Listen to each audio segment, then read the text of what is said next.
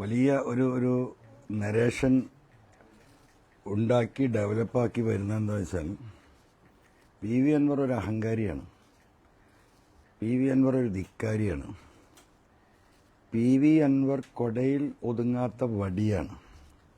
ഇതാണല്ലോ ഇപ്പം നടന്നുകൊണ്ടിരിക്കുന്ന നരേഷൻ. അപ്പോൾ അതൊന്ന് വിശദീകരിക്കപ്പെടേണ്ടതുണ്ട്. വിശദീകരിക്കുന്നത് കേരളത്തിലെ പൊതുസമൂഹത്തിന് മുമ്പിലേക്കാണ്. ജനങ്ങൾക്ക് ഈ കാര്യങ്ങൾ അസസ് ചെയ്യാനുള്ള ഒരു പൊതുസമൂഹം നമ്മുടെ നാട്ടിലുണ്ടല്ലോ. അതുകൊണ്ടാണ് ഇങ്ങനെ ഒരു എന്താ പറയുക വിശദീകരിക്കേണ്ട ഒരു സാഹചര്യം വരുന്നത്. നമ്മൾ കുറച്ച് പുറകോട്ട് പോകേണ്ടതുണ്ട്. കാരണം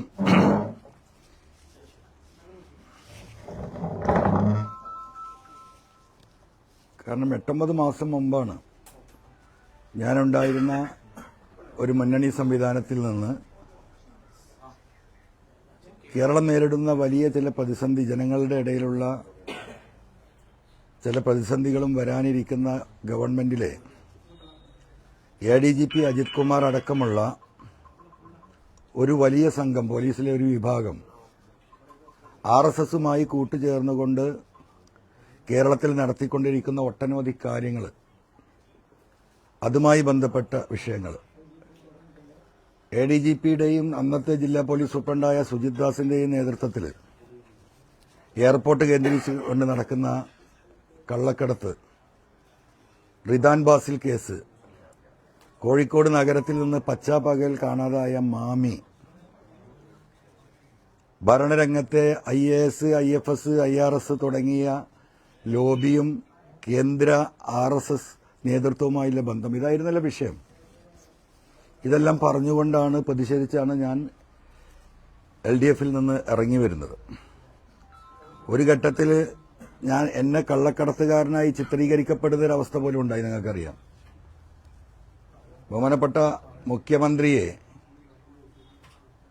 ഈ കള്ളക്കടത്തിന് നേതൃത്വം നൽകിയിരുന്ന ADGP അജിത് കുമാർ തെറ്റിദ്ധരിപ്പിച്ച് ഈ കള്ളക്കടത്തുകാരുടെ പിന്നിൽ PV അൻവറാണ് എന്ന് അദ്ദേഹത്തെ ധരിപ്പിച്ചതിന് ശേഷം അദ്ദേഹം അങ്ങനെ ഒരു സ്റ്റേറ്റ്മെന്റ് നടത്തുകയുണ്ടായി. ഞാൻ വിശദീകരിക്കുന്നില്ല. അപ്പോൾ ഞാൻ നിന്നിരുന്ന പ്രസ്ഥാനത്തിൽ എന്നെ കള്ളനാക്കുന്ന ഒരു ഘട്ടം വരുമ്പോഴാണ് നിജസ്ഥിതി കേരളത്തിലെ ജനങ്ങളോട് പറയേണ്ട ബാധ്യത എനിക്ക് വന്നത്. അങ്ങനെയുള്ള കുറച്ച് കാര്യങ്ങളുണ്ട്. അങ്ങനെയാണ് ഞാൻ ആ ഒരു ഘട്ടത്തിൽ മാറി വരുന്നത്. മാറി വന്നതിന് ശേഷം കേരളത്തിലൊരു വലിയ വനനിയമ ഭേദഗതി ബില്ല് വന്നു. ഏറ്റവും കൂടുതൽ രൂക്ഷമായ പ്രശ്നങ്ങൾ, വന്യമൃഗ പ്രശ്നം കേരളത്തിൽ ഉള്ള ഒരു പ്രദേശം കൂടിയാണ് നിലമ്പൂർ. ആ ബില്ല് എന്ന് പറയുന്നത് വനനിയമ ഭേദഗതി ബില്ലായിരുന്നു. ആ ഭേദഗതി ബില്ല് എന്ന് പറയുന്നത് ഇന്ന് ഫോറസ്റ്റ് ഉദ്യോഗസ്ഥന്മാർക്ക് ഒരാളെ അറസ്റ്റ് ചെയ്ത് പോലീസ് സ്റ്റേഷനിൽ ഹാജരാക്കാതെ നേരിട്ട് ഹാജരാക്കാൻ ഉള്ള അധികാരമില്ല. ആയുധങ്ങൾ ഉപയോഗിക്കാനുള്ള അധികാരമില്ല. ഒരു പോലീസ് ഫോഴ്സിന്റെ എല്ലാ ശേഷിയും സംസ്ഥാന ഫോറസ്റ്റ് ഉദ്യോഗസ്ഥർക്ക് നൽകിക്കൊണ്ടുള്ള അമെൻമെന്റ് ആയിരുന്നു അതിലൊരു പ്രധാന ഭാഗം. എന്ന് പറഞ്ഞാൽ ഇന്ന് ഈ മലയോര മേഖലയാകെ ജനങ്ങളും ഫോറസ്റ്റ് ഡിപ്പാർട്ട്മെന്റുമായിട്ട് എന്നും പ്രതിഷേധങ്ങളും പ്രശ്നങ്ങളും സമരങ്ങളുമാണ്. ഒരു മനുഷ്യനെ ആന ചവിട്ടി കൊന്നാൽ അതിന് പ്രതിഷേധിക്കുന്ന മനുഷ്യരെ വീട്ടിൽ പോയി അറസ്റ്റ് ചെയ്ത് മജിസ്ട്രേറ്റിന്റെ മുമ്പിൽ ഹാജരാക്കാതെ DFOയുടെ മുന്നിൽ ഹാജരാക്കി അദ്ദേഹത്തിന്റെ സ്റ്റേറ്റ്മെന്റ് റെക്കോർഡ് ചെയ്ത് നേരിട്ട് റിമാൻഡ് ചെയ്യാനുള്ള എന്താ പറയാ കാർഡൻ നിയമമായിരുന്നത്. ആ നിയമത്തെ നമ്മൾ എതിർത്തു. ഇന്ന് നമ്മളെ കുടിവെള്ളം തരുന്നത് മുഴുവൻ പുഴകളാണ്. ആ പുഴകൾ ആരംഭിക്കുന്നത് ഒട്ടുമിക്കതും ഫോറസ്റ്റിൽ നിന്നാണ്. അപ്പോൾ ഫോറസ്റ്റിൽ നിന്ന് ആരംഭിക്കുന്ന പുഴയായതുകൊണ്ട് ആ പുഴ അറബിക്കടലിൽ എത്തുന്നത് വരെയുള്ള ആ വെള്ളത്തിന്റെ അവകാശം ഫോറസ്റ്റ് ഡിപ്പാർട്ട്മെന്റിന് കൈമാറുന്നതായിരുന്നു അതിലെ മറ്റൊരു വലിയ വിഷയം. അത് കൈമാറപ്പെട്ടാൽ നമുക്ക് ഇന്നിപ്പോ ഒരാൾക്കും ഒരു തുള്ളി കുടിവെള്ളം എടുക്കാൻ പോലും പുഴയിൽ നിന്ന് സാധിക്കില്ല. ഇവിടുത്തെ ഗ്രാമപഞ്ചായത്തുകളും മുനിസിപ്പാലിറ്റിയും പല സ്ഥലങ്ങളിലും കോർപ്പറേഷൻ ഉൾപ്പെടെ ഉപയോഗിക്കുന്ന വെള്ളം എന്ന് പറഞ്ഞാൽ പുഴകളിലെ വെള്ളമാണ്. അതിന്റെ മുകളിൽ റെസ്ട്രിക്ഷൻസ് വരും. അതിൽ നിന്ന് ഫോറസ്റ്റിന്റെ NOC വേണ്ടി വരും. എന്ന് പറഞ്ഞാൽ കുടിവെള്ളത്തിന് പോലും റേഷൻ കടയെ സമീപിക്കേണ്ട അവസ്ഥയിലേക്ക് കേരളം എത്തുന്ന അത്രയും ജനവിരുദ്ധമായിട്ടുണ്ടായിരുന്ന ഒരു ബില്ലായിരുന്നു. അതിനെ നമ്മൾ ശക്തമായി എതിർത്തു. അതിനെ എതിർക്കുന്നതും ഇങ്ങനെ ഒരു ബില്ല് വരുന്നുണ്ട് എന്നും കേരളത്തിലെ ജനങ്ങളോട് അന്ന് ഞാനാണ് വിളിച്ചു പറയുന്നത്. ആ ബില്ല് പബ്ലിഷ് ചെയ്തില്ല, പത്രത്തിൽ പരസ്യം ചെയ്തില്ല. ജനങ്ങളോടുള്ള അതിനുള്ള പ്രതികരണം തേടിയില്ല. ഗസറ്റിൽ പബ്ലിഷ് ചെയ്തുകൊണ്ട് നിയമസഭ പോലും അറിയാതെ ഒളിച്ചു കടത്തിയ നിയമസഭയിൽ MLA-മാർ ഉച്ചഭക്ഷണം കഴിക്കുന്ന സമയത്ത് അത് പാസ്സാക്കിയെടുക്കാനുള്ള നിഗൂഢമായ നീക്കത്തെ അന്ന് ആ സമരത്തിലൂടെയാണ് ഞാൻ പൊളിക്കുന്നത്. ആ സമരത്തിന്റെ ഭാഗമായിട്ട് നിലമ്പൂരിൽ എത്തുമ്പോഴാണ് DFO ഓഫീസുമായി ബന്ധപ്പെട്ട മണി എന്ന് പറയുന്ന സഹോദരന്, ആദിവാസി സുഹൃത്ത്, അന്നേ ദിവസമാണ് നിലമ്പൂരിൽ ചവിട്ടിക്കൊല്ലുന്നത്. അങ്ങനെയാണ് നമ്മൾ ഫോറസ്റ്റ് ഓഫീസ് ഉപരോധിക്കുന്നത്. ആ ഫോറസ്റ്റ് ഓഫീസ് ഉപരോധിച്ച ആ സമരത്തിൽ അവിടെ ഒരു പ്ലാസ്റ്റിക് സ്റ്റൂളും ഒരു ഗ്ലാസും പൊട്ടിയത് 350-550 രൂപയുടെ നഷ്ടമാണ്. അതിന്റെ പേരിൽ വലിയ അക്രമിയായി എന്നെ സ്വീകരിച്ച് രാത്രി 12 മണിക്ക് പോലീസ് ഈ വീട്ടിൽ നിന്നും എന്നെ അറസ്റ്റ് കൊണ്ടുപോയി ജയിലിൽ അടച്ചത് നിങ്ങൾ കണ്ടതാണ്. നിങ്ങൾ കണ്ട വിഷയമാണ്. ജുഡീഷ്യറിയുടെ സത്യസന്ധതയോണ്ടും അവർ ഈ കാര്യങ്ങൾ വിലയിരുത്തിയത് കൊണ്ടുമാണ് എനിക്ക് അന്ന് ജാമ്യം കിട്ടിയത്. അല്ലെങ്കിൽ മാസങ്ങൾ എന്നെ ജയിലിലിടാനുള്ള പ്ലാനായിരുന്നു. ഈ വിഷയങ്ങളൊക്കെ ഞാൻ ഒറ്റയ്ക്ക് നേരിടുകയാണ്, നിങ്ങൾ മനസ്സിലാക്കണം. അത് കഴിഞ്ഞു വന്നു. അതിന്റെ മുമ്പ് ചേലക്കര തെരഞ്ഞെടുപ്പ് നടന്നു, പാലക്കാട് തെരഞ്ഞെടുപ്പ് നടന്നു. ഞങ്ങൾ ആ വിട്ടു വന്ന സമയത്താണ്. അങ്ങനെ ഈ തെരഞ്ഞെടുപ്പിൽ UDF-ന് പിന്തുണ കൊടുക്കണമെന്ന് പറഞ്ഞു. ഞങ്ങൾ കൂടിയാലോചനകൾ നടത്തി. പാലക്കാട് നമുക്കറിയാം വലിയ വിഷയമായിരുന്നു. സെക്കൻഡായി നിന്നിരുന്ന BJP-യാണ്. BJP-യുടെ കടന്നുവരവ് തടയണമെന്നത് നിർബന്ധമാണ്. ആ നിലക്ക് UDF-ന്റെ ആ റിക്വസ്റ്റ് നമ്മൾ അംഗീകരിച്ചു. ബഹുമാനപ്പെട്ട പ്രതിപക്ഷ നേതാവുമായിട്ട് തന്നെയാണ് ഞാൻ സംസാരിച്ചത്. അങ്ങനെ സംസാരിക്കുകയും അവിടെ പ്രവർത്തന രംഗത്തുണ്ടായിരുന്ന വോട്ട് ചോദിച്ച സ്ഥാനാർത്ഥിയായി മുന്നോട്ട് പോയിക്കൊണ്ടിരുന്ന മിൻഹാജ്, ഞങ്ങളവിടെ വലിയൊരു ജില്ലാ സമ്മേളനം, നിയമസഭാ മണ്ഡലത്തിലൊരു സമ്മേളനം വിളിച്ചു ചേർത്ത് പ്രകടനമായി വന്ന് പാലക്കാട് സ്റ്റേഡിയത്തിന്റെ ആ സൈഡിലുള്ള ഞങ്ങളുടെ പൊതുസമ്മേളനത്തിൽ വെച്ച് മിൻഹാജിനെ ഞങ്ങൾ പിൻവലിക്കുകയും UDF-ന് നമ്മൾ പിന്തുണ കൊടുക്കുകയും ചെയ്തു. അവിടെ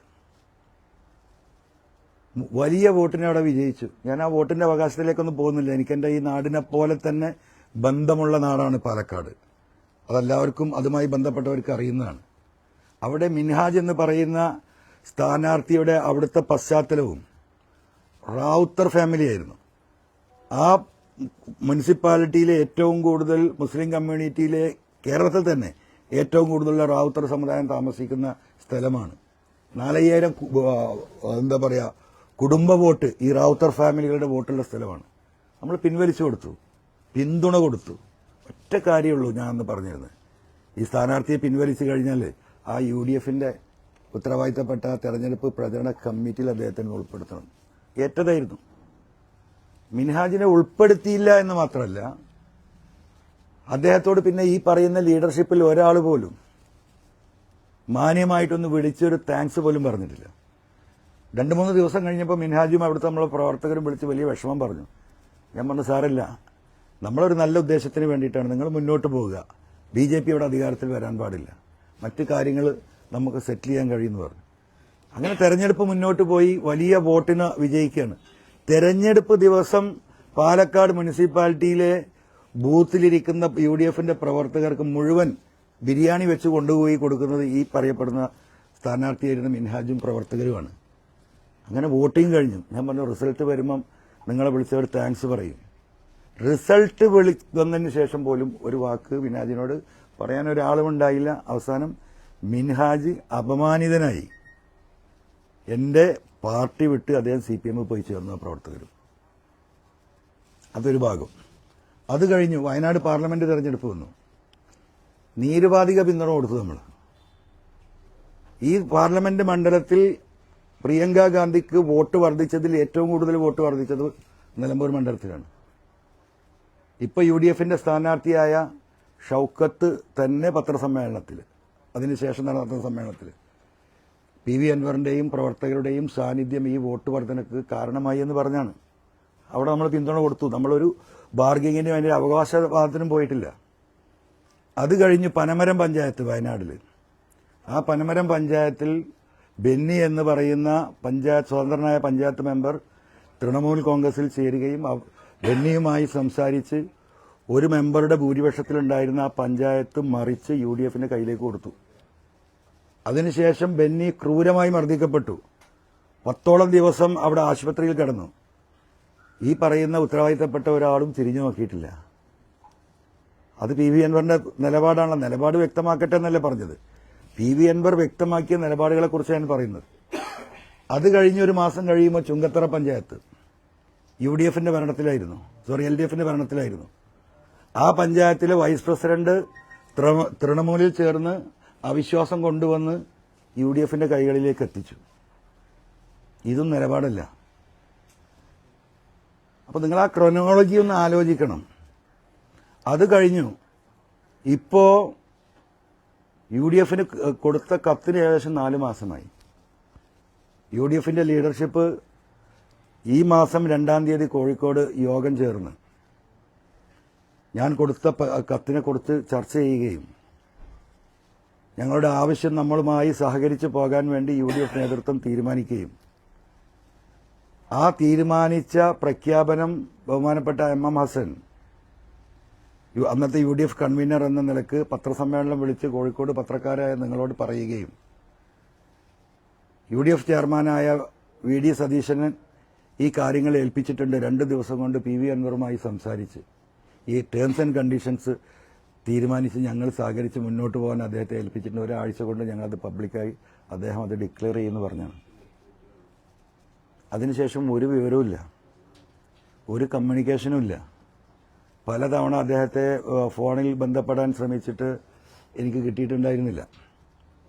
പിന്നെ ഈ മാസം 15-ാം തീയതി അദ്ദേഹത്തിൻ്റെയും എൻ്റെയും ഒരു കോമൺ സുഹൃത്തായ എറണാകുളത്തെ ഒരു സുഹൃത്ത് വഴി അദ്ദേഹത്തെ ബന്ധപ്പെടുകയും കഴിഞ്ഞ 15-ാം തീയതി അദ്ദേഹവുമായി ആ സുഹൃത്തിൻ്റെ വീട്ടിൽ വെച്ച് വിശദമായി കാര്യങ്ങൾ സംസാരിക്കുകയും കേരളത്തിലെ രാഷ്ട്രീയത്തെ എങ്ങനെ കൊണ്ടുപോകണമെന്ന ഞങ്ങളുടെ വ്യക്തമായ കാഴ്ചപ്പാടുകൾ 2026-ൽ ഈ ഗവൺമെന്റിനെ താഴെ ഇറക്കാൻ എടുക്കേണ്ട നിലപാടുകളും കാഴ്ചപ്പാടുകളും വിശദമായിട്ട് വളരെ ഫ്രീ ആയിട്ട് അദ്ദേഹവുമായി ചർച്ച ചെയ്യുകയും ഉച്ചഭക്ഷണം കഴിച്ച് അവിടുന്ന് പിരിയുന്ന സമയത്ത് ഈ 15-ാം തീയതി ആ സുഹൃത്തിന്റെ മുന്നിൽ വെച്ച് ബഹുമാനപ്പെട്ട പ്രതിപക്ഷ നേതാവ് നാളെ അല്ലെങ്കിൽ മറ്റന്നാൾ ഞാൻ ഇത് പത്രസമ്മേളനം വിളിച്ച് പറയും. ഞാൻ അദ്ദേഹത്തോട് പറഞ്ഞു, നിങ്ങൾ പത്രക്കുറിപ്പ് കൊടുത്താൽ മതി. അതല്ല, അത് ഞാൻ തന്നെ പറയണത് നല്ല രീതിയിൽ ആ കാര്യങ്ങൾ എക്സ്പ്ലെയിൻ ചെയ്യേണ്ടതുണ്ട്. അതുകൊണ്ട് ഞാൻ 2 ദിവസത്തിനുള്ളിൽ നാളെ അല്ലെങ്കിൽ മറ്റന്നാൾ എക്സ്പ്ലെയിൻ ചെയ്യുന്നു പറഞ്ഞു. പിന്നെ ഒരു വിവരമില്ല, എനിക്കൊരു വിവരം ഉണ്ടാവുന്നില്ല. ഞാൻ അതിനിടയിൽ അദ്ദേഹത്തെ കമ്മ്യൂണിക്കേറ്റ് ചെയ്യാൻ ശ്രമിക്കുന്നുണ്ട്. ഈ പറയുന്ന കോൺഗ്രസ് ലീഡർഷിപ്പുമായി ഞാൻ സംസാരിച്ചിട്ടുണ്ട്.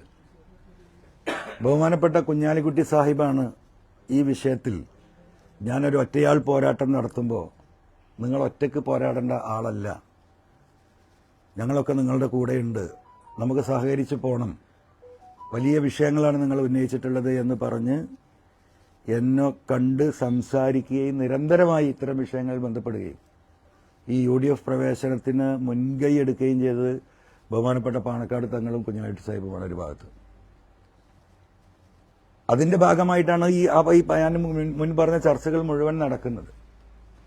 ആ കുഞ്ഞാലിക്കുട്ടി സാഹിബ് അടക്കം ഉൾപ്പെട്ട UDF യോഗത്തിലാണ് ഇങ്ങനെ ഒരു തീരുമാനം ഉണ്ടാവുന്നത്. പിന്നെ സ്ഥാനാർത്ഥിത്വവുമായി ബന്ധപ്പെട്ട വിഷയങ്ങളിൽ ഞാൻ എന്തിനാണ് രാജിവെച്ചത്?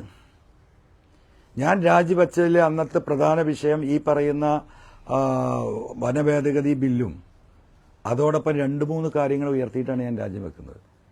ജനങ്ങൾ നിലമ്പൂരിലെ പല വിഷയങ്ങളും തടസ്സപ്പെടുന്നു. ജനങ്ങൾ എന്തിനു വേണ്ടിയാണോ LDFന് വോട്ട് ചെയ്തത് ആ വിഷയങ്ങളിൽ ആ ഗവൺമെന്റിൽ നിന്ന് പല എതിരായ നടപടികളും ഉണ്ടാകുന്നു. മൂന്നാമത്തെ കാര്യം, വീണ്ടും LDF ഗവൺമെന്റ് തന്നെ അധികാരത്തിൽ വരാൻ പോകുന്നു. മൂന്നാമതും പിണറായി ഗവൺമെന്റ് വരുമെന്ന നരേഷൻ ഇവിടെ സൃഷ്ടിക്കപ്പെടാൻ ശ്രമിക്കുന്നു. അത് ശരിയല്ല. നിലമ്പൂരിലെ ഉപതെരഞ്ഞെടുപ്പിലൂടെ കേരളത്തിൽ LDF അല്ല അധികാരത്തിൽ വരാൻ പോകുന്നത്, UDF ആണ് അധികാരത്തിൽ വരാൻ പോകുന്നത് എന്ന ഒരു വോട്ടിംഗ് പാറ്റേണിലൂടെ കേരളത്തിലെ ജനങ്ങളെ ബോധ്യപ്പെടുത്താൻ, ഈ പിണറായി ഗവൺമെന്റിന്റെ അന്ത്യം കുറിക്കാൻ, അതിനല്ലേ ഞാൻ രാജിവെച്ചത്. ആ രാജിവെക്കുമ്പോൾ എന്താ വേണ്ടത്? എല്ലാവരും ഒരുമിച്ച് നിന്ന് ഒരു അഭിപ്രായ വ്യത്യാസവുമില്ലാതെ ഈ ലക്ഷ്യത്തിലേക്കുള്ള പ്രയാണമാണല്ലോ UDF ലീഡർഷിപ്പ് തീരുമാനമാക്കേണ്ടത്. അത് ചെയ്യുമെന്നല്ലേ സ്വാഭാവികമായിട്ടും നമ്മൾ കണക്കുകൂട്ടിയിട്ടുള്ളത്. അതിനുതകുന്ന ഒരു സ്ഥാനാർത്ഥിയാവണ്ടേ? ഷൗക്കത്തുമായി വ്യക്തിപരമായ അഭിപ്രായ വ്യത്യാസങ്ങളുണ്ട്.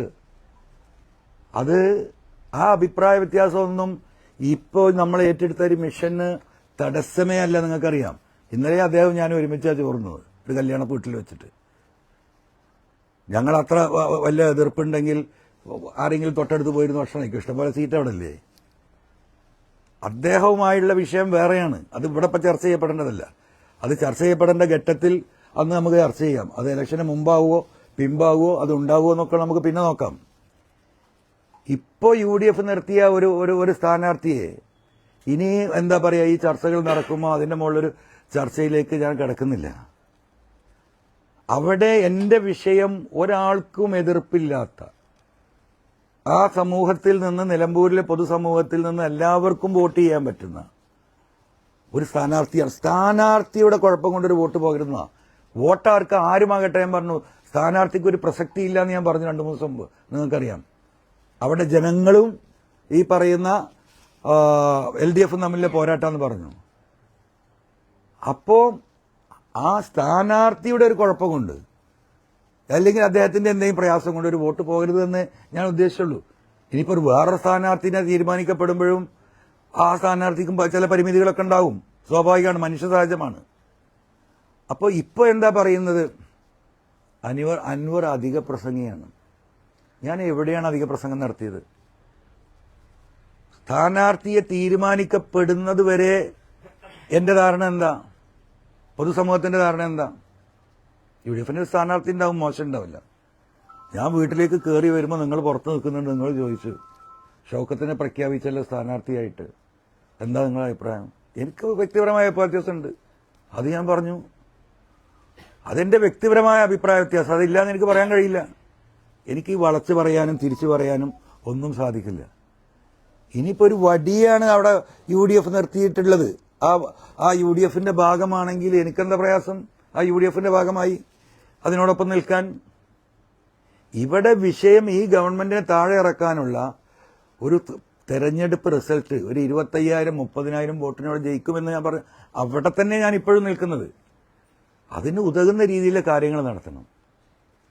അപ്പൊ ഒരു സഹകരണ മുന്നണിയാക്കാന്ന് പറഞ്ഞു. അതിന് സമ്മതിച്ചു. സഹകരണ മുന്നണി അറിയാൻ നിങ്ങൾക്കറിയാം. ബസ്സിലെ ആ സ്റ്റെപ്പിൽ കയറിയുന്ന ക്ലീനറെ കൂടെ നിന്ന് പോകണമെന്ന് മതി, പ്രശ്നമില്ല. നമ്മൾ ചെറിയ പാർട്ടിയല്ലേ, നമ്മൾ വളരെ ചെറിയ പാർട്ടിയാണല്ലോ. അതിനും നമ്മൾ സമ്മതിച്ചു. അതെങ്കിലും ഒന്ന് പൊതുസമൂഹത്തോട് പറയണ്ടേ? ഇന്നലെ അദ്ദേഹം പറഞ്ഞു അൻവർ വ്യക്തമാക്കട്ടെ. ഇത്രയും വ്യക്തമാക്കിയതാണല്ലോ, ഇനി എന്താ ഞാൻ വ്യക്തമാക്കേണ്ടത്? ഈ കഴിഞ്ഞ 3-4 മാസമായി ഒരു മനുഷ്യന്റെയും ഒരു പാർട്ടിയുടെയും എന്നെ വസ്ത്രാക്ഷേപം നടത്തിയിട്ട് എന്താ തെരുവിലേക്ക് വിട്ടിരിക്കുക അല്ലേ? ഇന്നലെ എന്താ ചെയ്തത്? വസ്ത്രാക്ഷേപം നടത്തി തെരുവിൽ വിട്ട് എന്റെ മുഖത്തേക്ക് ചളിവാരി എറിയണം. അത് കാണുന്നുണ്ടല്ലോ എല്ലാം. ഇന്നലെ അദ്ദേഹത്തിന്റെ തീരുമാനം എന്താ? എന്നെ ദയാവാദത്തിന് വിട്ടിരിക്കുകയാണ്. ദയാവാദം. എന്ത് തെറ്റാ ഞാൻ ചെയ്തത്? അതും കൂടെ ഒന്ന് വിശദീകരിക്കണ്ടേ? നിങ്ങൾക്കറിയോ, ഈ മലപ്പുറം ജില്ലയിൽ 1,86,000 ചെറുപ്പക്കാരും മിഡിൽ ഏജിലായിട്ടുള്ള ആളുകളും പാസ്പോർട്ട് എടുക്കാനും ഉള്ള പാസ്പോർട്ട് പുതുക്കാനും കഴിയാതിരിക്കുക. എന്താ അറിയോ? ഈ സുജിത്താസും അജിത് കുമാറും ഉണ്ടാക്കി പോയ കേസുകൾ, പെറ്റി കേസുകൾ. ബൈക്കിൽ 3 ആൾ പോയതിന്, ഹെൽമെറ്റ് ഇല്ലാത്തതിന്, വണ്ടി പാർക്ക് ചെയ്തതിന് 1,86,000. അത് ഞാൻ ചൂണ്ടിക്കാണിച്ചതാണോ ഞാൻ ചെയ്ത തെറ്റ്? ഈ മലയോര മേഖലയിലെ ഈ മനുഷ്യന്മാരനുഭവിക്കുന്ന പ്രശ്നം, ആ നിയമ ഭേദഗതി ബില്ല് അതിനെതിരെ എതിർത്ത് ജയിലിൽ പോയതാണോ ഞാൻ ചെയ്ത തെറ്റ്? അതുപോലെ വിശദീകരിക്കപ്പെടണം. ഒരു ജില്ലയാകെ ഏറ്റവും വലിയ വർഗീയവാദികളും വിഘടനവാദികളുമായി രാജ്യത്തിന്റെ മുന്നിൽ, രാജ്യത്തിന്റെ പാർലമെന്റിൽ അവതരിപ്പിക്കാൻ RSSനോടൊപ്പം കൂട്ടുചേർന്ന് നിന്ന അജിത് കുമാർ ആ വിഷയം കേരളത്തിന്റെ സമൂഹത്തിന്റെ മുമ്പിലേക്ക് പറഞ്ഞതാണോ ഞാൻ വിഷയം? ഇതാണല്ലോ PV അൻവർ അധിക പ്രസംഗിയല്ലേ? ജനങ്ങൾക്ക് വേണ്ടി പറയുമ്പോൾ ഞാൻ അധിക പ്രസംഗിയാണ്.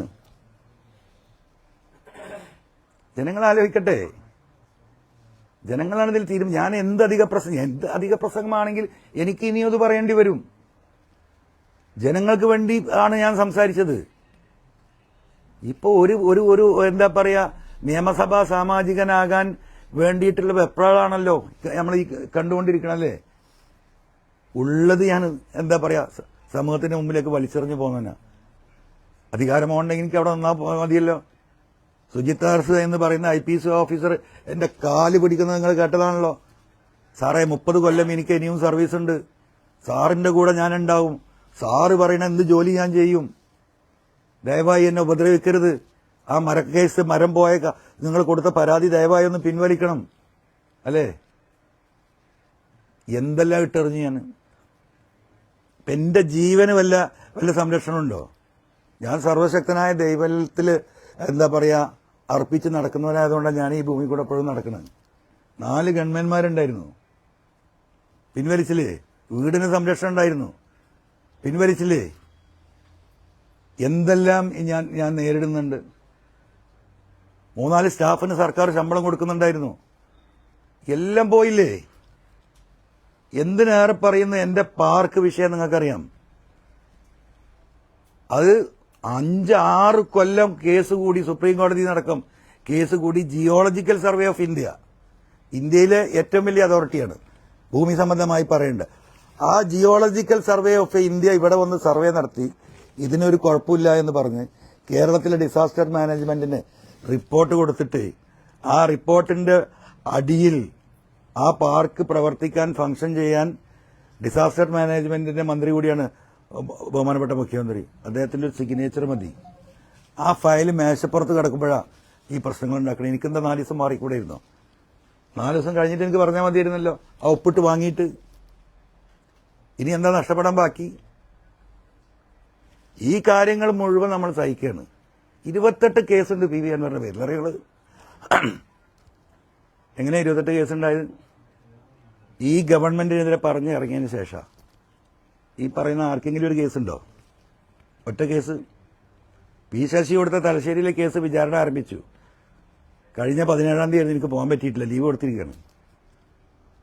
അപ്പോ ഇതെല്ലാം അനുഭവിച്ച് നിൽക്കുകയാണ്. അപ്പൊ ഇപ്പോഴും ഞാൻ നയം വ്യക്തമാക്കിയിട്ടില്ല, മനസ്സിലായില്ലേ? കാല് പിടിക്കുമ്പോൾ മുഖത്ത് ചവിട്ടുക എന്ന് പറഞ്ഞില്ലേ? അപ്പൊ ഞാൻ ഈ കാല് പിടിക്കാനില്ല. ഞാൻ ഈ കാല് പിടിച്ചിരുന്ന കേരളത്തിലെ ജനങ്ങൾക്ക് വേണ്ടിയാ. എനിക്ക് ഒരു അധികാരവും വേണ്ട. അങ്ങനെയൊക്കെ ഉണ്ടല്ലോ ഒരു തെറ്റിദ്ധാരണ. എന്താ പറയുക, ചില ആളുകളുടെ ധാരണ കത്രിക പൂട്ട് എന്ന് പറയും നമ്മൾ പണ്ടത്തെ ആളുകൾ. ഇങ്ങനെ കുടിക്കിയാൽ ഇവിടെ പിണറായി ആണല്ലോ, അപ്പൊ ഇവിടുന്ന് ഒരു ഇതാണ് കത്രിക പൂട്ട്. ഈ കത്രിക പൂട്ടിൽ ഇട്ടിട്ട് ഇങ്ങനെ ആക്കിയാൽ ആരായാലും എന്തെങ്കിലും പറയല്ലോ, സഹായിക്കും. അത് പറയണോ? അങ്ങനെ വിചാരിക്കേണ്ടവര് PV അൻവർ ഈ മനുഷ്യനെ ഞാൻ ഭൂമിയിൽ ഇരിക്കാനാ ഉദ്ദേശിക്കുന്നത്. ഉയർന്ന പീഠത്തിൽ ഇരിക്കാൻ ആഗ്രഹമുള്ളവരുണ്ടാവും. ആ പീഠത്തിന് ചവിട്ട് കൊടുത്ത് ഇറങ്ങിപ്പോന്നവനാ ഞാൻ. അല്ലേ? നിലമ്പൂരിലെ ജനങ്ങൾക്കറിയാലോ, നിലമ്പൂരിലെ ജനങ്ങൾക്കറിയല്ലോ, കേരളത്തിലെ ജനങ്ങൾക്കറിയാലോ. ഞാൻ ഈ പറയുന്ന ആശയത്തിന്റെ പിന്നിൽ ലക്ഷക്കണക്കിന് ആളുകളുണ്ട്. അവരെ നിങ്ങൾ കാണൂല. അവരെ പോളിംഗ് ബൂത്തിൽ എത്തുമ്പോഴേ കാണുള്ളൂ. അവർ പ്രാർത്ഥനയിൽ അവർക്ക് മിണ്ടാൻ കഴിയില്ല. കാരണം അവർ ആശ്രിതരാണ്. ജീവിതത്തിന്റെ 2 അറ്റം മുട്ടിക്കാൻ പ്രയാസപ്പെടുന്ന പാവപ്പെട്ട മനുഷ്യരാണ്. അതിലെല്ലാ ജാതിയും എല്ലാ മതവും എല്ലാ രാഷ്ട്രീയക്കാരും ഉണ്ട്. അവരുടെ പ്രാർത്ഥനയും എന്താ പറയാ അവരുടെ മാനസിക സപ്പോർട്ടാണ് മുന്നോട്ട് പോകുന്നത്. ഈ ഗവൺമെന്റിനെതിരെ വസ്തുനിഷ്ഠമായിട്ട് ഇത്രയും കാര്യങ്ങൾ ജനങ്ങളെ മുന്നിൽ ബോധ്യപ്പെടുത്താൻ ആർക്കാ സാധിച്ചിട്ടുള്ളത്? നിങ്ങൾക്കൊന്ന് സത്യസന്ധമായി ആലോചിച്ചേക്ക്. ഇവിടെ ഇന്ന് ചർച്ച ചെയ്യപ്പെടുന്ന പിണറായി സമടക്കം മിനിഞ്ഞാന്ന് ഞാൻ പത്രസമ്മേളനം നടത്തിയല്ലോ. നാഷണൽ ഹൈവേ കേരളത്തിൽ ഇന്ത്യയിലെ ചരിത്രത്തിൽ ആദ്യമായിട്ട് നാഷണൽ ഹൈവേക്ക് പൈസ കൊടുത്തത് ഞങ്ങളൊരു ഗവൺമെന്റായി എന്ന് പറഞ്ഞാണ് നിരന്തരമായി ഇവിടെ വാദം നടത്തി പ്രചരണം നടത്തിക്കൊണ്ടിരിക്കുന്നത്. മിനിഞ്ഞാന്ന് ആ കടലാസ് ഞാൻ തരുമ്പോഴല്ലേ കേരളത്തിലെ ഇന്ത്യയിലെ 13 സംസ്ഥാനങ്ങൾ 50%, 100% കൊടുത്തു തരണം. ഈ പറയുന്ന ഉത്തരവാദിത്തപ്പെട്ടവരൊക്കെ ഒരു കടലാസിട്ട് വന്ന ജനങ്ങളെ ബോധ്യപ്പെടുത്താൻ. ഈ സർക്കാരിന്റെ മോശപ്പെട്ട എല്ലാ പ്രവർത്തികളും എന്ത് മോശപ്പെട്ടത് എന്താണെന്നൊന്ന് പറയണ്ടേ? ഇവിടെ പ്രോഗ്രസ് റിപ്പോർട്ട് ഇറക്കി. ആരാ കൗണ്ടർ ചെയ്തത്? എന്തെല്ലാം കൗണ്ടർ ചെയ്യാൻ അതിലുണ്ട്? ഇതിനൊന്നും ആർക്കും സമയമില്ല. എല്ലാ തീരുമാനത്തിന്റെ അടിസ്ഥാനം വേറെയാണ്. ഞാൻ ഇപ്പൊ പറയുന്നില്ല, പറയേണ്ട ഘട്ടം വരും. അപ്പം ഇനി ഞാൻ എന്ത് ചെയ്യണം? കേരളത്തിലെ ജനങ്ങൾ പറയട്ടെ. അപ്പം എനിക്ക് ഇനി ഈ കാര്യങ്ങൾ സംസാരിക്കാനുള്ളത് ഈ പറയുന്ന കോൺഗ്രസിൻ്റെ ഒരു വലിയ നേതാവ് ഇവിടെ ഉണ്ടല്ലോ, അതാരാ? K C Venugopal. നിങ്ങൾക്ക് അറിയാം. അദ്ദേഹമായി ഈ വിഷയം ഈ രീതിയിൽ ഇതുവരെ ഞാൻ പങ്കുവച്ചിട്ടില്ല. എനിക്കിനി അദ്ദേഹത്തിലെ പ്രതീക്ഷ. അദ്ദേഹമാണല്ലോ ഇന്ത്യയിൽ മുഴുവൻ ഓടി നടന്ന് കോൺഗ്രസ് തന്നെ ഈ പാർലമെന്റ് തെരഞ്ഞെടുപ്പോട് കൂടി അവസാനിക്കുമെന്ന കോൺഗ്രസിനെ 40 സീറ്റിൽ നിന്ന് 200 സീറ്റിലേക്ക് എത്തിക്കാൻ സാധിച്ചത് അദ്ദേഹത്തോട് ഈ വിഷയം എനിക്ക് സംസാരിക്കാനുണ്ട്. എനിക്ക് കുറച്ച് എന്റെ ഗ്രീവിയൻസ് പറയാനുണ്ട്. മുസ്ലിം ലീഗ് ലീഡർഷിപ്പിന് ഇനി ഒന്നും എന്താ പറയാ, അവർക്ക് ഇത് പുറത്ത് ബോധ്യപ്പെടുത്തില്ല. അവർ പറയേണ്ടതൊക്കെ അവർ പറഞ്ഞു കഴിഞ്ഞാൽ അവരെന്താ പറയാ, ബഹുമാനപ്പെട്ട പ്രതിപക്ഷ നേതാവ് അദ്ദേഹത്തിന് കഴിയുന്ന അത്ര ഓടുന്നുണ്ട്, അദ്ദേഹം പ്രവർത്തിക്കുന്നുണ്ട്. ഇതെല്ലാം കൂടെ ഒരു ഇതിനൊരു ഐക്യപ്പെടണ്ടേ? എത്ര പാർട്ടിയുണ്ട് UDF ഘടകകക്ഷികളൊന്ന് ആലോചിച്ച് നോക്കൂ. ഫോർവേഡ് ബ്ലോക്ക് ഞാൻ പറയണ്ടല്ലോ. ഇപ്പൊ ഇവിടെ കുന്നമംഗലത്തൊരു എന്താണ് പ്രവാസി കോൺഗ്രസ് എന്നാണ്, ഘടകകക്ഷിയാണ്. നിങ്ങൾക്ക് ആർക്കെങ്കിലും അറിയോ? ആ പാർട്ടി കമ്പ്യൂട്ടറിൽ മാത്രമാണ്, ഇത് സോഫ്റ്റ്വെയറിൽ മനുഷ്യന്മാരില്ല. ഘടകകക്ഷിയാണ്. ഇവിടെ 20 കിലോമീറ്റർ ഉള്ളൂ നിലമ്പൂരിൽ നിന്ന് ഗൂഡല്ലൂർക്ക് തമിഴ്നാട്ടിലേക്ക്. അവിടെ ഈ പറയുന്ന കോൺഗ്രസും CPM-ഉം DMK-യും TMC-യും എല്ലാം ഒന്നാണ്. അപ്പൊ എന്ത് ന്യായമാണ് ഇതിനൊക്കെ? ഓരോ സംസ്ഥാനത്തും നടക്കുന്ന രാഷ്ട്രീയ അലയൻസുകൾ നമുക്കറിയില്ലേ? അപ്പൊ എന്താണ് ഞാൻ ചെയ്ത കുറ്റം? ഇനി ഞാൻ എന്ത് ചെയ്യണം? ആരെ കാല് പിടിക്കണം ഈ ഗവൺമെന്റിന് താഴെ ഇറക്കാൻ? എനിക്കൊരു ചുക്ക് നിങ്ങൾ തരണ്ട. എന്റെ കൂടെ കുറെ മനുഷ്യന്മാരുണ്ട്. അൻവർ നയം വ്യക്തമാക്കട്ടെ എന്ന് പറഞ്ഞാൽ അൻവറിന് ഇനി നയം വ്യക്തമാക്കണമെങ്കിൽ എന്റെ പാർട്ടി ലീഡർഷിപ്പുമായിട്ട് ആലോചിക്കണം. എന്നെ വിശ്വസിച്ച് വന്ന കുറെ ആളുകളുണ്ട് ഈ സംസ്ഥാനത്തിന്റെ പല ഭാഗത്തും. എനിക്കൊരു പാർട്ടിയുണ്ട്, AITC. പാർലമെന്റിലെ 3ാമത്തെ പാർട്ടിയാ. 42 MP-മാരുള്ള, 200ഓളം MLA-മാരും മുഖ്യമന്ത്രിയുള്ള. അവരോട് എനിക്ക് സംസാരിക്കണ്ടേ? ഓരോ ദിവസവും അവർ വിളിച്ചുകൊണ്ടിരിക്കുകയാണ്. UDF മെനിയാന്ന് സ്ഥാനാർത്ഥി അനൗൺസ് ചെയ്ത് കണ്ടിട്ട് അവർ വിളിച്ചു, എന്തായി നമ്മുടെ കാര്യം? നമ്മൾ അണ്ടർ ഡിസ്കഷനിലാണ്, it's going on, we will inform you. അപ്പോൾ അവർ പറഞ്ഞത് നിങ്ങൾ നാണം കെട്ട ഒരു തീരുമാനത്തിന് പോകണ്ട, you go and give the nomination, Didi will come there. TMC ഇവിടെ സ്ഥാനാർത്ഥിയെ നിർത്തിയാൽ ബംഗാൾ മുഖ്യമന്ത്രി മമതാ ബാനർജി തെരഞ്ഞെടുപ്പ് പ്രചരണത്തിന് വരും. 10 മന്ത്രിമാരെ അയച്ചു തരാമെന്ന് പറഞ്ഞിട്ടുണ്ട്. 10 ministers, whatever MPs you required, you give me the details.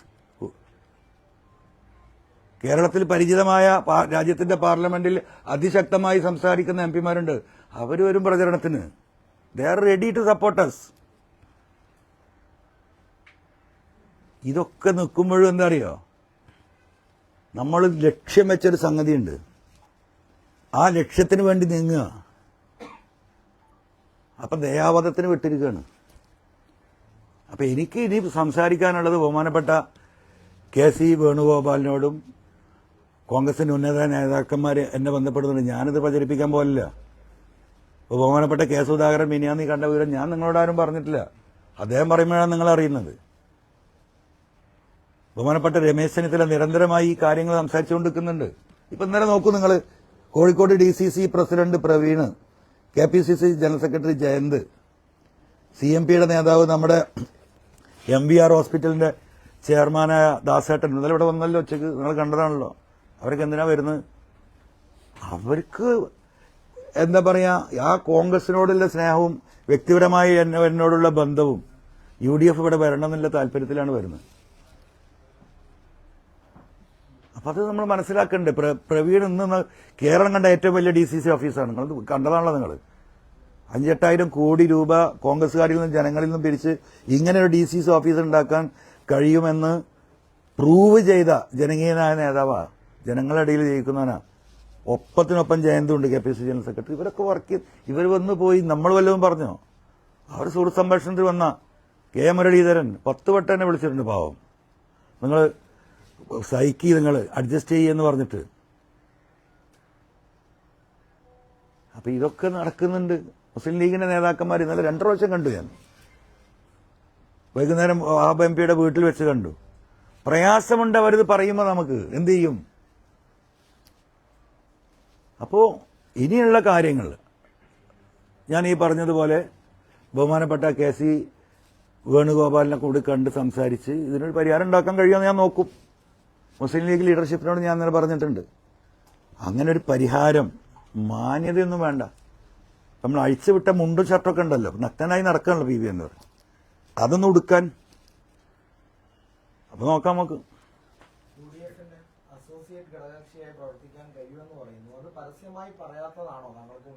അതല്ലേ ഈ കാര്യമൊക്കെ പറഞ്ഞില്ലേ എന്റെ പൊന്നരുണെ, കത്തടക്കം കൊടുത്തില്ലേ?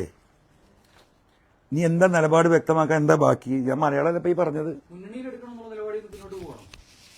ഏത് മുന്നണിയില്? അതിനല്ലേ കത്ത് കൊടുത്ത് കാത്തു നിൽക്കണ മാഷേ. രമേശ് വിളിക്കുന്നു, സുധാകരൻ വിളിക്കുന്നു, ഇവരൊക്കെ കോൺടാക്ട് ചെയ്തു. പക്ഷെ VD സതീശൻ മാത്രം താങ്കളെ ബന്ധപ്പെടുന്നില്ല എന്നാണ് പറഞ്ഞിരിക്കുന്നത്. താങ്കൾ പലതവണ അദ്ദേഹത്തെ ഞാനൊന്ന് ചോദിക്കട്ടെ, അദ്ദേഹത്തെ ആണല്ലോ UDF ചുമതലപ്പെടുത്തിയിട്ടുള്ളത് എന്നോട് സംസാരിക്കാൻ. അപ്പം എന്നോട് അദ്ദേഹം സംസാരിച്ചിട്ടുണ്ട്. ആ സംസാരിച്ച കാര്യം പുറത്തു പറയണ്ടേ? അതിനാണല്ലോ അദ്ദേഹത്തെ ഡിക്ലെയർ ചെയ്യാനുള്ള അദ്ദേഹത്തെ ഏൽപ്പിച്ചത്. ഈ നിമിഷം വരെ ഇല്ലല്ലോ. ഒരുപാട് കാര്യം മണ്ഡലത്തിലുണ്ടെന്ന് പറഞ്ഞു. പാർട്ടി എല്ലാവർക്കും അറിയേണ്ട ഒരു കാര്യം, താങ്കൾ നിലമ്പൂരിൽ മത്സരിക്കുന്നു. അതൊക്കെ അത് 2 ദിവസം കഴിഞ്ഞിട്ടേ പറയാൻ പറ്റുള്ളൂ. ഞങ്ങളുടെ നാളെ സ്റ്റേറ്റ് എക്സിക്യൂട്ടീവ് ഉണ്ട്, മറ്റന്നാള് സ്റ്റേറ്റ് കമ്മിറ്റി ഉണ്ട്.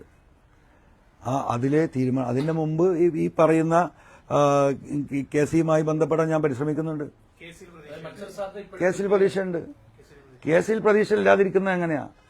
ഈ ഇന്ത്യയിലെ മുഴുവൻ പാർട്ടി വിഷയങ്ങൾ മുഴുവൻ സെറ്റിൽ ചെയ്ത് കോൺഗ്രസിനൊരു മുഖം ഉണ്ടാക്കി കൊടുത്തു അദ്ദേഹം, അല്ലേ? അദ്ദേഹത്തിന് നല്ല ലീഡർഷിപ്പ് ക്വാളിറ്റി ഉണ്ടല്ലോ. അദ്ദേഹത്തിന് പ്രതീക്ഷയുണ്ട്, അദ്ദേഹമായിട്ട് സംസാരിക്കും. ഇല്ല, ഈ വിഷയവുമായി ബന്ധപ്പെടാൻ കഴിഞ്ഞില്ല. ഇല്ല, ഞാനിപ്പോ ശ്രമിക്കുന്നു. ഞാൻ അത് കഴിഞ്ഞിട്ട് അദ്ദേഹത്തെ ബന്ധപ്പെടാൻ ശ്രമിക്കുള്ളൂ. അദ്ദേഹത്തെ ബന്ധപ്പെടാൻ എനിക്കൊരു പ്രയാസമില്ല. ഇപ്പൊ ഈ പറയുന്നത് പോലെ രമേശ് ചെന്നിത്തല യൂത്ത് കോൺഗ്രസിന്റെ സംസ്ഥാന പ്രസിഡന്റ് ആകുമ്പോഴാണ് ഞാൻ സംസ്ഥാന ജില്ലാ വൈസ് പ്രസിഡന്റ് ആവുന്നത്. KCയുടെ കൂടെ 5 വർഷം ഞാൻ യൂത്ത് കോൺഗ്രസിന്റെ മലപ്പുറം ജില്ലാ വൈസ് പ്രസിഡന്റ് ആയിട്ടുണ്ട്. അന്ന് അദ്ദേഹം സ്റ്റേറ്റ് പ്രസിഡന്റാ. അദ്ദേഹം KSU സ്റ്റേറ്റ് പ്രസിഡന്റ് ആകുന്ന സമയത്ത് KSU എന്താ പറയുക, മമ്പാട് കോളേജുമായി ബന്ധപ്പെട്ട് അദ്ദേഹത്തോട് നിൽക്കുന്നുണ്ട്. അദ്ദേഹത്തിന് നല്ല ഇവരോടൊക്കെ ഉള്ള നല്ല സൗഹൃദം ഉള്ള വ്യക്തി തന്നെയാണ് ഞാൻ. എനിക്ക് എന്താ പറയാ, പ്രതിപക്ഷ നേതാവുമായിട്ടുള്ള പൊളിറ്റിക്കൽ ബന്ധം വളരെ കുറവാണ്. കാരണം അദ്ദേഹം 2001 MLA ആയിട്ട് വരുന്നത്. നമ്മൾ 2004, 2005 കൂടിയിട്ട് എന്തായി, DICയും ബാക്കിയുള്ളതായിട്ട് അവിടുന്ന് പോരുന്നുണ്ട്. അപ്പം 80 തൊട്ട് 2001 വരെയല്ലേ 20 കൊല്ലത്തെ ആ കാലഘട്ടത്തിലുള്ള ബന്ധങ്ങളാണ്. അന്ന് അദ്ദേഹം സജീവ രാഷ്ട്രീയത്തിലില്ല. അദ്ദേഹം 2001 തെരഞ്ഞെടുപ്പോട് കൂടിയിട്ടാണ് പ്രധാന രാഷ്ട്രീയത്തിലേക്ക് വരുന്നത്. ആ സമയമാകുമ്പോഴേക്കും എന്തായി, നമ്മൾ ഇപ്പുറത്തെത്തിയിട്ടുണ്ട്. അല്ല, അതിനി UDF തീരുമാനിക്കട്ടെ, നമുക്ക് നോക്കാം. VD സതീശൻ പറയുന്ന ഒരു കാര്യം, PV അൻവർ UDFനും അതുപോലെ തന്നെ ആര്യാട് ചോക്തിനും പിന്തുണ പ്രഖ്യാപിക്കട്ടെ, പരസ്യമായി പിന്തുണ പ്രഖ്യാപിക്കട്ടെ. അപ്പോൾ അതിനുശേഷം മുന്നിലെ പ്രവേശനമായി അല്ല, അത് ഞാൻ KCയായി സംസാരിക്കട്ടെ. ഇപ്പം രമേശ് ചെന്നിത്തലയും കെ സ്വാമിനോടൊപ്പം നിരന്തരം സംസാരിക്കുന്നു പറയുന്നു. അപ്പോൾ പലതവണ ഈ കത്ത് കൊടുത്തു, സംസാരിച്ചു, ഈ നിലപാട് വ്യക്തമാക്കാൻ VD സതീശനോട്. അപ്പൊ അദ്ദേഹം വ്യക്തിപരമായിട്ടൊക്കെ തീരുമാനമായിട്ട് തോന്നുന്നുണ്ട്. UDF പൊതു തീരുമാനമല്ലാന്ന് തോന്നുന്നുണ്ടോ? ആര്? VD സതീശൻ ഇപ്പൊ പറയുന്നില്ല. അല്ല, അതിനെ പറ്റിയൊന്നും ഞാൻ പറയാനില്ല. എനിക്ക് ഇനി ബഹുമാനപ്പെട്ട KCയെ കണ്ടതിന് ശേഷം അതിനെക്കുറിച്ച് ഞാൻ കമന്റ് ചെയ്യുള്ളൂ. അല്ല, മത്സരിക്കാൻ നോമിനേഷൻ കൊടുക്കാൻ 2-ാം തീയതി വരെ സമയമുണ്ടല്ലോ. ദേശീയ കോൺഗ്രസ് നേതൃത്വം പറയുന്നത് തൃണമൂൽ ദേശീയ തരത്തിലുള്ള പ്രശ്നങ്ങളാണ് ഇവിടെ കക്ഷിയാക്കുന്നതിനുള്ള ബുദ്ധിമുട്ട് എന്നാണ്. ആ ഒരു സാഹചര്യം ഇങ്ങനെ നിൽക്കുമ്പോൾ പിന്നെ ഇതെങ്ങനെ പരിഹരിക്കാൻ പറ്റും? അത് KCയായിട്ട് സംസാരിക്കാമല്ലോ. അതാണല്ലോ ഇപ്പൊ ഞാൻ പറഞ്ഞത്. ഇപ്പൊ ഈ ഫോർവേഡ് ബ്ലോക്ക് അടക്കം പല സംഘടനകളും അപ്പുറത്ത് നിൽക്കുന്നൊക്കെ ഇവിടെ ഒരുമിച്ചുണ്ടല്ലോ, അല്ലേ? എന്താണ്, ഒരു പ്രവാസി കോൺഗ്രസ് അടക്കം. അപ്പൊ അതിലും താഴെയാണോ PV അൻവർ? അതാണല്ലോ അതിന്റെ അടിസ്ഥാനം. മാർക്കറ്റിൽ കൂട്ടാനേ പറ്റാത്ത ചൊറിയും ചിരങ്ങും പിടിച്ചൊരുത്തനല്ലേ ഇതിന്, അല്ലേ? അതാണല്ലോ. ആയിക്കോട്ടെ, അങ്ങനെയാണോ ഞാൻ എന്ന് എനിക്ക് KCയോടൊന്ന് ചോദിക്കണ്ടേ? അങ്ങ് പ്രതീക്ഷിക്കുന്ന ഒരു കൺക്ലൂഷൻ എന്ന് പറയുന്നത് UDFുമായി സഹകരിപ്പിക്കാം എന്നൊരു പരസ്യമായ അനൗൺസ്മെന്റ് കോൺഗ്രസിന്റെ ഭാഗത്തുനിന്ന്. അതൊക്കെ ഞാൻ KC ഇനി ആ കാര്യത്തിൽ എനിക്ക് എന്തെങ്കിലും ഫൈനലായിട്ടുള്ളൊരു ഡിസിഷൻ എടുക്കണമെങ്കിൽ KCയുമായി സംസാരിച്ചതിന് ശേഷമേ ഞാൻ അതിന്റെ മുകളിൽ തീരുമാനം എടുക്കും. ഈ 15-ാം തീയതി വി ഡി സതീശനുമായി കൂടിക്കാഴ്ച നടത്തി നാളെ അല്ലെങ്കിൽ മറ്റന്നാൾ തന്നെ ഒരു പ്രഖ്യാപന ഡിക്ലറേഷൻ നടത്താമെന്ന് വി ഡി സതീശന് ഉറപ്പ് നൽകിയെന്ന് പറയുന്നു. പിന്നെ എന്തുകൊണ്ടാണ് വി ഡി സതീശൻ അതിൽ നിന്ന് പിന്നോട്ട് പോയെന്ന് കരുതുന്നത്? ഞാൻ പറഞ്ഞു വിശദീകരിക്കാൻ, അത് വിശദീകരിക്കേണ്ട ഒരു ഘട്ടം ചിലപ്പോൾ വരും, ചിലപ്പോൾ വരും. മനസ്സിലായോ? എങ്ങനെ ഷൗക്കത്ത് സ്ഥാനാർത്ഥിയായി എന്നും എന്തുകൊണ്ട് സ്ഥാനാർത്ഥിയായി എന്നും പി വി അൻവറിനെ ഡിക്ലെയർ ചെയ്യാത്ത എന്താണെന്നൊക്കെ എനിക്കറിയാം. ഞാനിത് പറഞ്ഞ് കുളങ്ങരക്കാൻ നിൽക്കുന്നില്ല. വസ്തുതകൾ വെച്ചിട്ട് ഞാൻ സംസാരിക്കും കേരളത്തിലെ ജനങ്ങളോട്. ഇപ്പം എന്താണെന്നറിയോ, അത് നമ്മൾ ചെയ്യുന്നത് ശരിയല്ല. കേരളത്തിലൊരു പൊതുസമൂഹം ഈ ഗവൺമെന്റിനെ താഴെ ഇറക്കാൻ വേണ്ടിയിട്ട് പട്ടിണി കിടന്ന് പണിയെടുക്കുന്ന മുസ്ലിം ലീഗിന്റെ പ്രവർത്തകരും കോൺഗ്രസിന്റെ പ്രവർത്തകരും മറ്റു സംഘടനാ പ്രവർത്തകരും ഇവിടെ ഉണ്ട്. അവർ വലിയ നിരാശയിലും വേദനയിലാണ്. അവരുടെ നെഞ്ചത്ത് ചവിട്ടാൻ ഞാൻ ഇപ്പില്ല. അതിന് വില കൽപ്പിക്കുന്നവനെ ഞാൻ സാധാരണക്കാരായ പ്രവർത്തകർക്ക്, UDFന്റെ പ്രവർത്തകർക്ക്. അതുകൊണ്ട് ഞാൻ ഇപ്പോൾ ഒന്നും ഞാൻ പറയുന്നില്ല. പറയേണ്ട ഘട്ടം വന്നാൽ എന്തുകൊണ്ടാണ് ഷൗക്കത്ത് സ്ഥാനാർത്ഥിയാവരുത് എന്ന് ഞാൻ പറഞ്ഞതും അതിന്റെ പ്രത്യാഘാതം എന്താണെന്നും എങ്ങനെയാണ് സ്ഥാനാർത്ഥി ആയത് എന്നും ബഹുമാനപ്പെട്ട പ്രതിപക്ഷ നേതാവിനെ ആരാണ് പറ്റിച്ചതെന്നും അതെങ്ങനെയാണ് പറ്റിച്ചതെന്നും ഒക്കെ പറയേണ്ട ഒരു ഘട്ടം വരുമ്പോൾ നോക്കാം. ഇത് പ്രതിപക്ഷ നേതാവ് മാത്രമല്ല, ഇതിലൊക്കെ ഒരു ഒറ്റ മിനിറ്റ് ഞാൻ എന്നത് ഇത് ഒരു പ്രതിപക്ഷ നേതാവ് ഒരു കുറ്റക്കാരനാവുന്ന അവസ്ഥയിലേക്ക് കാര്യങ്ങൾ പോകണ്ട. അദ്ദേഹം ഇതിൽ പൂർണ്ണമായും കുറ്റക്കാരനെന്ന അഭിപ്രായം എനിക്കില്ല. അദ്ദേഹത്തെ ഈ കുഴിയിൽ കൊണ്ടുപോയി ചാടിച്ച 1-2 ആളുകളുണ്ട്. മനസ്സിലായില്ലേ? അത് ചർച്ച ചെയ്യപ്പെടേണ്ട ഒരു മേഖല വരുമ്പോൾ ഞാൻ നിലമ്പൂരിലെ ജനങ്ങളോട് പറയുന്നു, നിലമ്പൂരിലെ ജനങ്ങൾക്ക് എന്നെ വേണ്ടെങ്കിൽ വേണ്ട, ഈ സാധുക്കൾക്ക് വേണ്ടി, ഈ മനുഷ്യർക്ക് വേണ്ടി, ഈ സമൂഹത്തിന് വേണ്ടിയിട്ട്, ഈ സമുദായത്തിന് വേണ്ടി സംസാരിച്ചിട്ടാണല്ലോ ഈ കോലത്തിൽ ഞാനായത്. ആ ജനങ്ങളോടാണ് എനിക്ക് ഇനിയും സംസാരിക്കാനുള്ളത്. അങ്ങനെ ഒരു ഘട്ടം വരുമ്പം പറയും. അത് ജനങ്ങൾ തീരുമാനിച്ചോട്ടെ.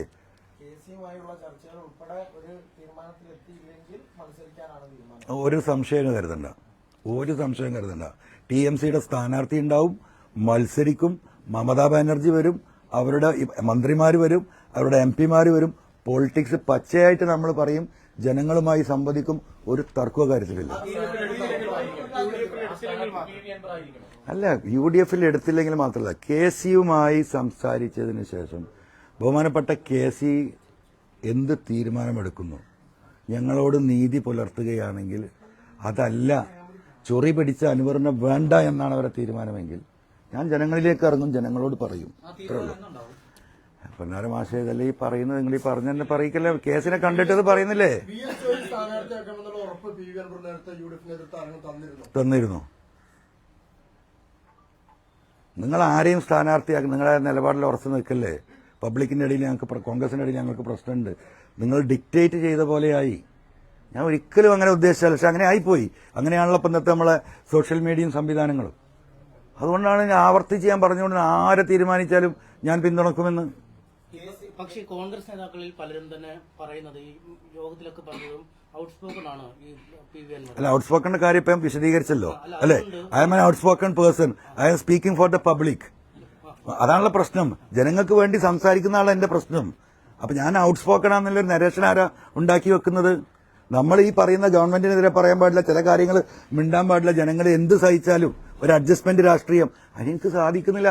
അതാണ് എന്റെ പ്രശ്നം. Yes, I M A outspoken person. പക്ഷെ അത് മുന്നണിക്കുള്ളിൽ ഒതുങ്ങുമോ? പണ്ട് PC ജോർജിന്റെ ഒക്കെ അനുഭവം UDFനുള്ളതാണ്. PC ജോർജ് അത് വിട് നിങ്ങൾ. PC ജോർജ് ഞാൻ എന്താ കുറെ കാലമായി നിങ്ങൾ PC ജോർജ് അവര് ഞാനിട്ട് എന്താ ബന്ധം? അല്ലെ, എന്താ ബന്ധം നിങ്ങൾ പറ. ഞാൻ സംസാരിക്കുന്ന ജനങ്ങൾക്ക് വേണ്ടിയിട്ടാ. PC ജോർജ് സംസാരിക്കുന്ന അവന്റെ കാര്യ. അല്ല, അതൊക്കെ ഇപ്പൊ ഇങ്ങനെ പറയാൻ പറ്റുമോ നിങ്ങളോട്? ഇനി വേറെ ക്വസ്റ്റ്യൻസ് ഉണ്ടെങ്കിൽ നിർത്തുന്നു. ഞാൻ ഒറ്റ കാര്യം ഞാൻ കൺക്ലൂഡ് ചെയ്യാണ്. ബഹുമാനപ്പെട്ട KC വേണുഗോപാലിൽ ഞാൻ പ്രതീക്ഷ അർപ്പിക്കുന്നു. UDFന്റെ ഘടകകക്ഷി നേതാക്കളിൽ ഞാൻ പ്രതീക്ഷ അർപ്പിക്കുന്നു. കോൺഗ്രസിന്റെ മുതിർന്ന നേതാക്കളിൽ ഞാൻ പ്രതീക്ഷ അർപ്പിക്കുന്നു. ആ UDF സംവിധാനത്തിന്റെ ലീഡർഷിപ്പിൽ ഞാൻ പ്രതീക്ഷ അർപ്പിക്കുന്നു. ആ കാര്യങ്ങൾ ഞാൻ ബഹുമാനപ്പെട്ട KCയും ബഹുമാനപ്പെട്ട തങ്ങൾ സ്ഥലത്തില്ല, ബഹുമാനപ്പെട്ട കുഞ്ഞാടി സാഹിബ്